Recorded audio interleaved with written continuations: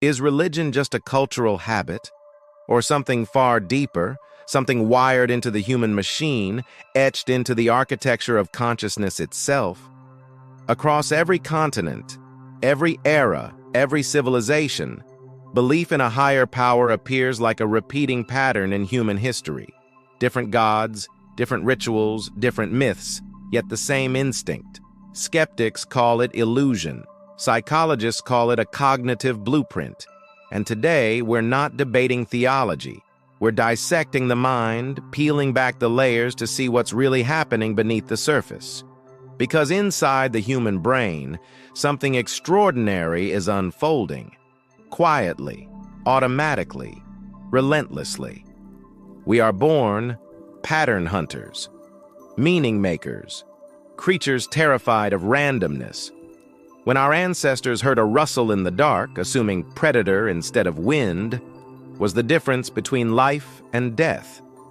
That instinct, this hyperactive agency detection, became the biological seed of faith. We are wired to sense intention, even in silence, even when no intention exists at all. But belief does more than explain the unknown. It stabilizes the nervous system itself. Psychologists call it cognitive closure, the brain's relief when chaos is given structure. When tragedy strikes, when life becomes unpredictable, belief lowers cortisol, calms the threat response system, and shifts the mind from high-alert panic to regulated peace. It gives the mind a narrative to hold on to when reality feels too heavy to carry alone. This is the first pillar of the religious mind, a shield against existential dread. Humans carry a silent terror, the fear of non-existence, the awareness that everything ends. Religion doesn't erase that fear, it reframes it. It offers a narrative that stretches beyond death, allowing the mind to function without collapsing under the weight of its own awareness.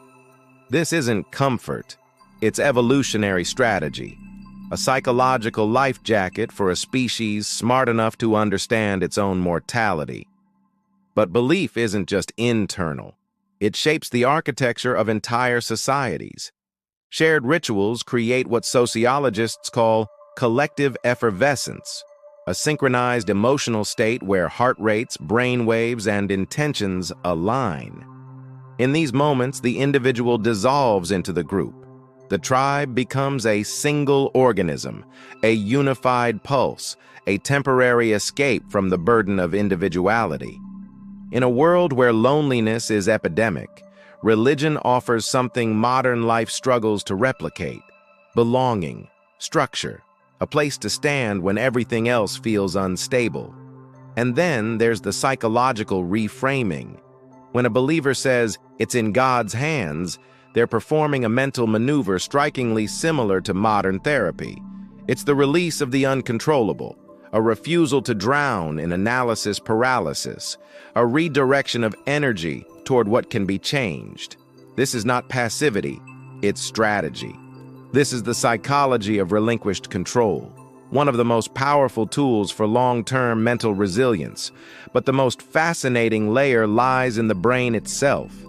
Neuroimaging shows that during deep prayer or meditation, activity in the parietal lobe, the region that defines the boundaries of the self, begins to fade.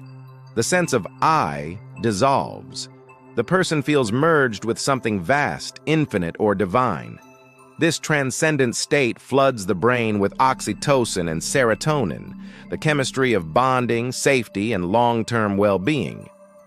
Belief, then, is not a sign of ignorance.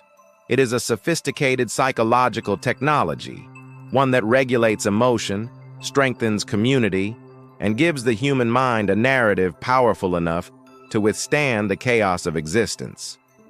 It is a stabilizing force in a world that often feels directionless. Whether the object of belief is real is a philosophical question. But the effect of belief? That is undeniably real. Religion endures because it speaks to something ancient inside us, something logical models and modern lifestyles often forget. We are not machines, We are storytellers, and every human life needs a story strong enough to live inside.